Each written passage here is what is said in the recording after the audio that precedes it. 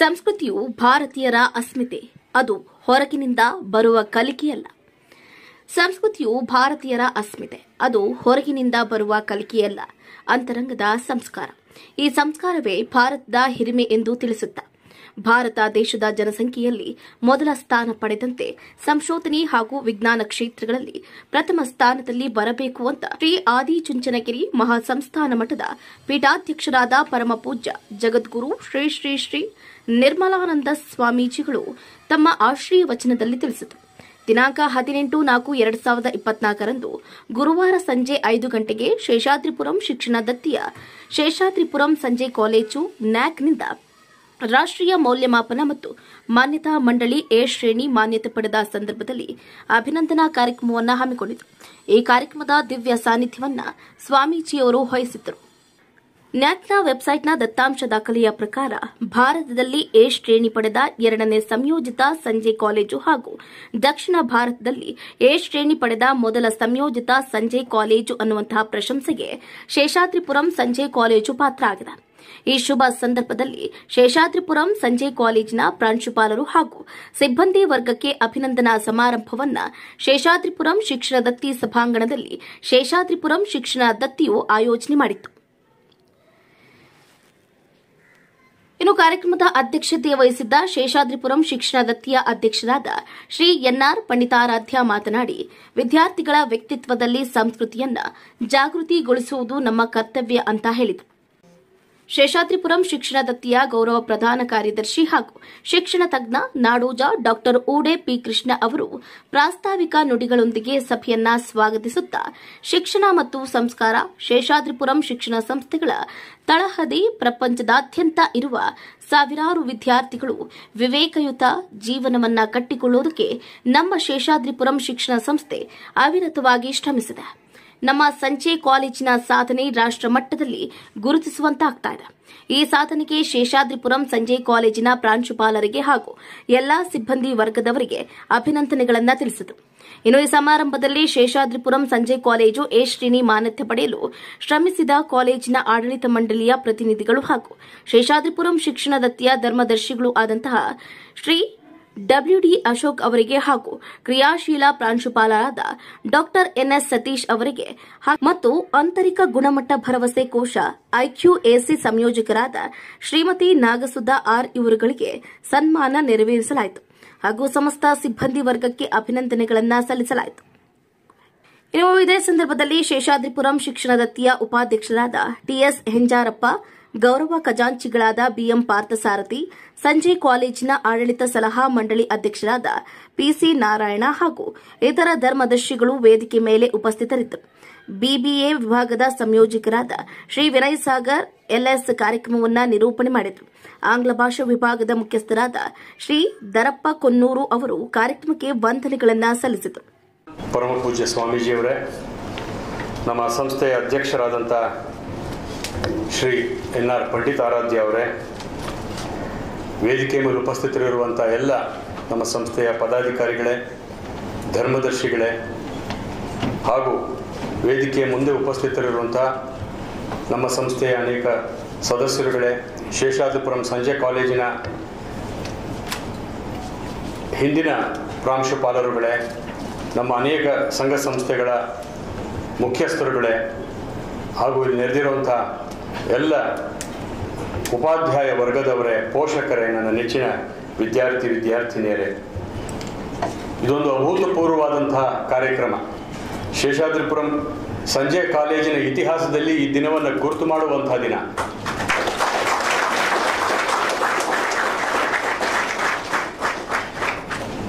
A grade ಮಾನ್ಯತೆಯನ್ನು ಪಡೆದಂಥ ಇಡೀ ರಾಷ್ಟ್ರದಲ್ಲಿ 2ನೇ ಕಾಲೇಜ್ ಇದಾಗಿದೆ ಅನ್ನುವಂಥದ್ದು ತುಂಬ ಸಂತೋಷವನ್ನು ತಂದುಕೊಟ್ಟಿದೆ. 1971ರಲ್ಲಿ ಸ್ಥಾಪನೆ ಆದದ್ದು ನಮ್ಮ ಶೇಷಾದ್ರಿಪುರಂ ಸಂಜೆ ಕಾಲೇಜು. ಆಗ ನಮ್ಮ ಆಗಿನ ಅಧ್ಯಕ್ಷರಾಗಿದ್ದಂಥ ನಗರದ ಮಾಜಿ ಮೇಯರ್ ಹಿರಿಯರಾದಂಥ ಶ್ರೀ ಕೆ ಎನ್ ನಂಜಪ್ಪನವರು ಅನೇಕ ಮಕ್ಕಳು ಆ ಕಾಲದಲ್ಲಿ ಶಿಕ್ಷಣ ವಂಚಿತರಾಗಿದ್ದರು. ಯಾಕೆಂದರೆ ಬಡತನದಿಂದ ಅವರು ಬೆಳಗ್ಗೆ ಕೆಲಸ ಮಾಡಬೇಕಾಗಿತ್ತು. ಅವರು ಶಿಕ್ಷಣ ಮುಂದುವರ್ಸೋಕ್ಕಾಗಿ ಅನೇಕರು ಶಿಕ್ಷಣವನ್ನು ಡಿಸ್ಕಂಟಿನ್ಯೂ ಮಾಡಿದ್ದ ಕಾಲ ಆಗ. ಅವರು ಏನಾದರೂ ಮಾಡಿ ಇಂಥ ಮಕ್ಕಳನ್ನ ವ್ಯವಸ್ಥೆ ಮಾಡಬೇಕು ಅಂತೇಳಿ ಸಂಜೆ ಕಾಲೇಜನ್ನು ಆರಂಭ ಮಾಡಿದ್ರು. ಅದೇ ರೀತಿ ನಮ್ಮಲ್ಲಿ ಆರಂಭ ಮಾಡಿದಾಗೇ ಅವರು APS ಸಂಸ್ಥೆಯ ಅಧ್ಯಕ್ಷರು ಕೂಡ ಆಗಿದ್ದರು. ಅಲ್ಲಿಯೂ ಕೂಡ ಈವ್ನಿಂಗ್ ಕಾಲೇಜನ್ನು ಆರಂಭಿಸಿದರು. ನಮ್ಮ ಶಿಕ್ಷಣ ಸಂಸ್ಥೆಯಲ್ಲಿ ಪ್ರೌಢಶಾಲೆಯ ನಂತರ ಆದಂಥ ಮೊದಲನೇ ಸಂಸ್ಥೆಯೇ ಈವ್ನಿಂಗ್ ಕಾಲೇಜು. ಅಂದರೆ ಶೇಷಾದ್ರಿಪುರಂನ ಫಿಲಾಸಫಿ ಏನಪ್ಪ ಅಂತಂದರೆ, ವಿದ್ಯಾರ್ಥಿಗಳು ಒಳ್ಳೆಯದಾಗಬೇಕು, ಇದು ಹಣ ಮಾಡುವ ಸಂಸ್ಥೆ ಅಲ್ಲ, ಇದು ಶೈಕ್ಷಣಿಕ ಕೈಂಕರ್ಯಕ್ಕೆ ತೊಡಗಿರ್ತಕ್ಕಂಥ ಸಂಸ್ಥೆ, ಸಮಾಜಕ್ಕೆ ಉಪಯುಕ್ತರಾಗುವಂಥ ನಾಗರಿಕರನ್ನು ತಯಾರು ಮಾಡಬೇಕು ಅನ್ನುವ ಸದುದ್ದೇಶದಿಂದ ಮಾನ್ಯ ನಂಜಪ್ಪನವರು ಆಗ 71ರಲ್ಲಿ ಈವ್ನಿಂಗ್ ಕಾಲೇಜನ್ನು ಆರಂಭಿಸಿದರು. ಇವತ್ತಿಗೆ 51 ವರ್ಷ ತುಂಬಿದೆ. ನಾವೆಲ್ಲರೂ ಕೂಡ ಹೆಮ್ಮೆ ಪಡುವಂಥ ಸಂಗತಿ ಇದಾಗಿದೆ. ಈ ಕಾಲೇಜಿನಲ್ಲಿ ಅನೇಕರು ಓದಿದ್ದಾರೆ, ಅನೇಕರು ಓದಿ ಸಮಾಜದಲ್ಲಿ ಉನ್ನತ ಸ್ಥಾನಮಾನಗಳನ್ನು ಅಲಂಕರಿಸಿದ್ದಾರೆ. ನನಗೆ ಬಹಳ ಸಂತೋಷ ಆಗೋದೇನು ಅಂತಂದರೆ, ನಮ್ಮ ಪ್ರಾಂಶುಪಾಲರು ಡಾಕ್ಟರ್ ನೋಟ್ಕಾರ್ ಸತೀಶ್ ಹೇಳ್ತಾ ಇದ್ರು, 1971ನೇ ಬ್ಯಾಚಿನ ಒಬ್ಬರು ವಿದ್ಯಾರ್ಥಿ ಇವತ್ತು ಈ ಸಭೆಯಲ್ಲಿ ಭಾಗಿಯಾಗಿದ್ದಾರೆ ಅಂತ. ಅವರನ್ನು ಕೂಡ ನಾನು ಅತ್ಯಂತ ಗೌರವದಿಂದ ಈ ಸಭೆಗೆ ಬರಮಾಡ್ಕೊಳ್ತೇನೆ. ಸ್ನೇಹಿತರೆ, ನಾನು ಹೇಳಿದೆ ಇವತ್ತು ವಿಶೇಷವಾದಂಥ ಕಾರ್ಯಕ್ರಮ ಅಂತ. ಪರಮ ಪೂಜ್ಯ ಸ್ವಾಮೀಜಿಯವರು, ತಮಗೆಲ್ಲ ಗೊತ್ತಿದೆ, ಸ್ವಾಮೀಜಿಯವ್ರ ಬಗ್ಗೆ ನೀವೆಲ್ಲ ತಿಳ್ಕೊಂಡಿದ್ದೀರಿ. ಅವರು he is a blend of ancient wisdom and modern education. He is M.Tech from IIT. Not only that, he is a Sanskrit scholar. ಅಷ್ಟೇ ಅಲ್ಲ, ಅಷ್ಟು ತಂತ್ರಜ್ಞಾನದಲ್ಲಿ ವಿದ್ವತ್ತನ್ನು ಪಡೆದಿದ್ದರೂ ಕೂಡ ಸ್ವಾಮೀಜಿಯವರು ತಮ್ಮ ಇಡೀ ಬದುಕನ್ನು ಇವತ್ತು ಸಮಾಜ ಸೇವೆಗಾಗಿ ಅರ್ಪಿಸಿಕೊಂಡು ಸನ್ಯಾಸಾಶ್ರಮವನ್ನು ಸ್ವೀಕರಿಸಿ, ಅವರು ನಾನೇನಾದರೂ ಸಮಾಜಕ್ಕೆ ಮಾಡಬೇಕು ಅನ್ನೋ ಪಣವನ್ನು ತೊಟ್ಟು ಇವತ್ತು ಮಾರ್ಗದರ್ಶನವನ್ನು ಮಠಕ್ಕೆ ಮಾಡೋದರ ಜೊತೆಯಲ್ಲಿ ಶೈಕ್ಷಣಿಕ ಕೆಲಸವನ್ನು ಭಾಳ ದೊಡ್ಡ ರೀತಿಯಲ್ಲಿ, ದೊಡ್ಡ ಪ್ರಮಾಣದಲ್ಲಿ ಸ್ವಾಮೀಜಿಯವರು ಮಾಡ್ತಾ ಇದ್ದಾರೆ. ಸ್ವಾಮೀಜಿಯವರ ಆಶೀರ್ವಾದದಿಂದ ಇವತ್ತು ಆದಿಚುಂಚನಗಿರಿ ಒಂದು ವಿಶ್ವವಿದ್ಯಾಲಯದ ಮಟ್ಟಕ್ಕೆ ಬೆಳೆದಿದೆ. 500ಕ್ಕೂ ಹೆಚ್ಚು ಸಂಸ್ಥೆಗಳನ್ನು ಇವತ್ತು ಅದು ಸ್ಥಾಪಿಸಿ ಹಲವು ಬಗೆಯ ಸಂಸ್ಥೆಗಳು, ಇಂಜಿನಿಯರಿಂಗ್, ಮೆಡಿಕಲ್ ಕಾಲೇಜಿನಿಂದ ಹಿಡಿದು ವಿದ್ಯಾರ್ಥಿ ನಿಲಯಗಳನ್ನು ರಾಜ್ಯದಾದ್ಯಂತ ಎಲ್ಲ ಕಡೆ ಕೂಡ ಇವತ್ತು ಸ್ಥಾಪನೆ ಮಾಡಿ ಶಿಕ್ಷಣದ ಬೆಳಕನ್ನು ಆ ಮಠದ ಮೂಲಕ ಪರಮ ಪೂಜ್ಯ ಸ್ವಾಮೀಜಿಯವರು ಕೊಡ್ತಾ ಇರ್ತಕ್ಕಂಥದ್ದು.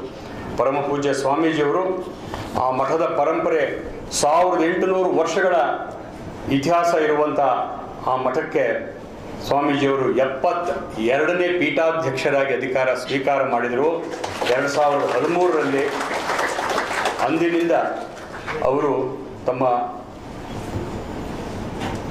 ಸನ್ಯಾಸ ಬದುಕನ್ನು 1998ರಿಂದಲೇ ಅವರು ಸನ್ಯಾಸವನ್ನು ಸ್ವೀಕಾರ ಮಾಡಿ ಅದೇ ರೀತಿಯಾದಂಥ ಬದುಕನ್ನು ನಡೆಸಿ ಸಮಾಜಕ್ಕೆ ಮಾರ್ಗದರ್ಶನ ಮಾಡ್ತಾ ಇರ್ತಕ್ಕಂಥದ್ದು ನಮಗೆ ಬಹಳ ಸಂತೋಷ. ಅವರಿಗೆ ಮೈಸೂರು ವಿಶ್ವವಿದ್ಯಾಲಯ ಗುರುತಿಸಿ, ಸ್ವಾಮೀಜಿಯವರ ಸಾಧನೆಯನ್ನು ಗುರುತಿಸಿ ಅವರಿಗೆ ಗೌರವ ಡಾಕ್ಟರೇಟ್ ನೀಡಿದೆ.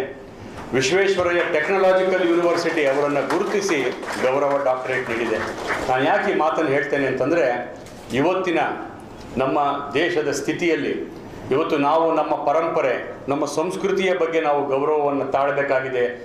ಜೊತೆಯಲ್ಲಿ ನಾವು ವಿಶ್ವದಾದ್ಯಂತ ಎಲ್ಲ ರೀತಿಯಲ್ಲೂ ನಾವು ಬೆಳಿಬೇಕಾಗಿದೆ. ಆರ್ಥಿಕವಾಗಿ, ಸಾಮಾಜಿಕವಾಗಿ ಎಲ್ಲ ರಂಗದಲ್ಲೂ ನಾವು ಬೆಳಿಬೇಕಾಗಿದೆ. We should have our roots strong in our culture. ಅಂತಹದಕ್ಕೆ ಪರಮ ಪೂಜ್ಯ ಸ್ವಾಮೀಜಿಯವರು ನಮಗೆಲ್ಲ ಒಂದು ಯೂತ್ ಐಕಾನ್ ಅನ್ನುವಂಥ ರೀತಿಯಲ್ಲಿ ನಮ್ಮ ಮಧ್ಯೆ ಇರ್ತಕ್ಕಂಥದ್ದೇ ನಮ್ಮ ಪುಣ್ಯ ವಿಶೇಷ ಅಂತ ಹೇಳಿ ನಾನಾದರೂ ಕೂಡ ಭಾವಿಸಿದ್ದೇನೆ. ಸ್ವಾಮೀಜಿಯವರು ಆದಿಚುಂಚನಗಿರಿ ಮಠದ ಪೀಠಾಧ್ಯಕ್ಷರಾಗುವ ಮುಂಚೆ ಅವರು ನಮ್ಮ ಚಿಕ್ಕಬಳ್ಳಾಪುರದ ಅಲ್ಲಿಯ ಶಾಖಾ ಮಠದ ಮುಖ್ಯಸ್ಥರಾಗಿದ್ದರು. ಅಲ್ಲಿಯ ಇಂಜಿನಿಯರಿಂಗ್ ಕಾಲೇಜನ್ನು ಬೆಳೆಸಿದ ರೀತಿ ನಾನೆಲ್ಲ ಭಾಳ ಹತ್ತಿರದಿಂದ ಗಮನಿಸಿದ್ದೇನೆ. ಪರಮ ಪೂಜ್ಯ ಸ್ವಾಮೀಜಿಯವರು ನಮ್ಮ ಯಲಹಂಕ ಕ್ಯಾಂಪಸನ್ನು ಕೂಡ ಭೇಟಿ ಕೊಟ್ಟಿದ್ದರು, ಅಲ್ಲಿಯೇ ನೋಡಿದರು. ಅವ್ರು ಯಾವತ್ತೂ ಕೂಡ ನಮ್ಮ ಮೇನ್ ಕ್ಯಾಂಪಸ್ಸಿಗೆ ಬಂದಿರಲಿಲ್ಲ. ಇವತ್ತು ನಮ್ಮ ಈ ಕಾರಣದಿಂದ ನಮ್ಮ ಈವ್ನಿಂಗ್ ಕಾಲೇಜಿನ ಪ್ರಾಂಶುಪಾಲರನ್ನು ಗೌರವಿಸುವ, ಇಲ್ಲಿ ಎಲ್ಲ ಸಿಬ್ಬಂದಿ ಅವರನ್ನು ಗೌರವಿಸುವಂಥ ಒಂದು ಸಂತೋಷದ ಕೂಟಕ್ಕೆ ಪರಮ ಪೂಜ್ಯ ಸ್ವಾಮೀಜಿಯವರು ಬಂದಿದ್ದಾರೆ.